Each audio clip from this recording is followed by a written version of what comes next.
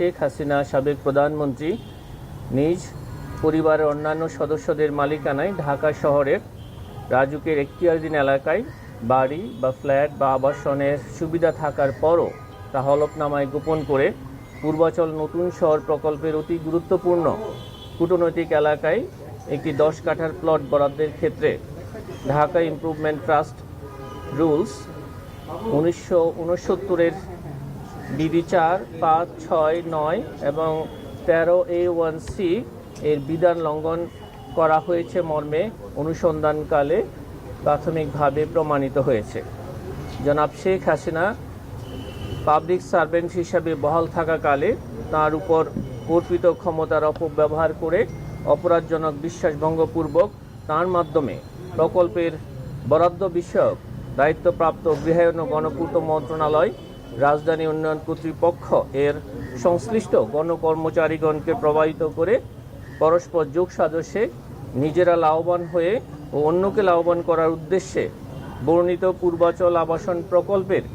অতি মূল্যবান কূটনৈতিক এলাকায় 27 নং সেক্টরের 203 নং রাস্তার প্লট নং 009 অভিযোগ সংশ্লিষ্ট জনাব শেখ হাসিনার নামে বরাদ্দ প্রদান ও প্লটের বাস্তব দখল গ্রহণ করার অপরাধে দণ্ডবিধির সংশ্লিষ্ট ধারা এবং দুর্নীতি প্রতিরোধ আইন 1947-এর 5-2 ধারায় আজ একটি মামলা রুজু হয়েছে। মামলা নম্বর 47। এই মামলায় আসামির সংখ্যা 8। তদন্তকালে যদি আরও কোনো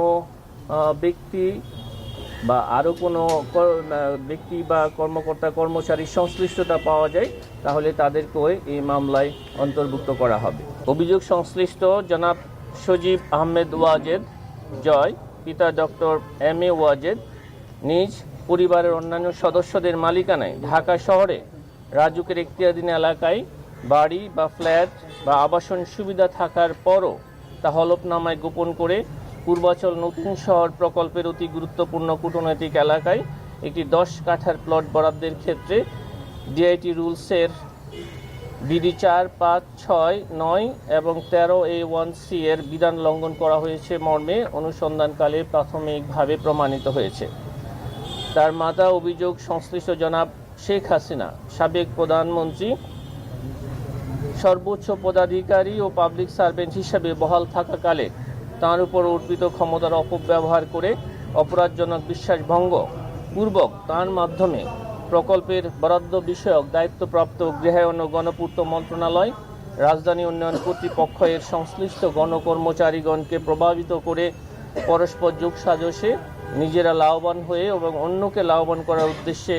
বর্ণিত পূর্বাচল আবাসন প্রকল্পের অতি মূল্যবান কূটনৈতিক এলাকায় 27 নং সেক্টরের 203 নং রাস্তার প্লট নং 015 অভিযোগ সংশ্লিষ্ট জনাব সজীব আহমেদ জয়ের নামে বরাদ্দ প্রদান এবং প্লটের বাস্তব দখল গ্রহণ করার অপরাধে দণ্ডবিধির সংশ্লিষ্ট ধারা এবং দুর্নীতি প্রতিরোধ আইন 1947-এর 5-2 ধারায় আরও একটি মামলা রুজু করা হয়েছে। মামলা নম্বর 48। এই মামলায় আসামির সংখ্যা 15 জন।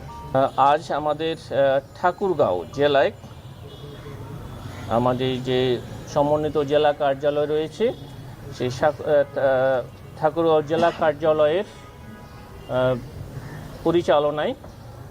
পাসপোর্ট অফিসের একজন অফিস সহকারী হিসাব রক্ষক জনাব ফারুক আহমেদকে 50,000 টাকা ঘুষের অভিযোগে প্রাথমিকভাবে আজকে 20,000 টাকা ঘুষ লেনদেনের সময় হাতে নাতে তাকে গ্রেপ্তার করা হয়। এই তথ্যটাও আপনারা আজকে এটা অন্তর্ভুক্ত করতে পারেন। আপনারা অনেক দিন থেকে পাসপোর্ট অফিসে বা বিভিন্ন অফিসে ফাঁদ মামলার বিষয়ে কার্যক্রম গ্রহণের জন্য আমাদেরকে অনুরোধ করেছিলেন এবং আমাদের এই কার্যক্রমটা অব্যাহত আছে এবং আমরা আরও আপনাদের কাছে তথ্য আহ্বান করছি। ঘুষ লেনদেনের কোনো বিষয় যদি আপনাদের কাছে থাকে আপনাদেরকে এবং আমরা সবার কাছে আপনাদের মাধ্যমে অবহিত করতে চাই,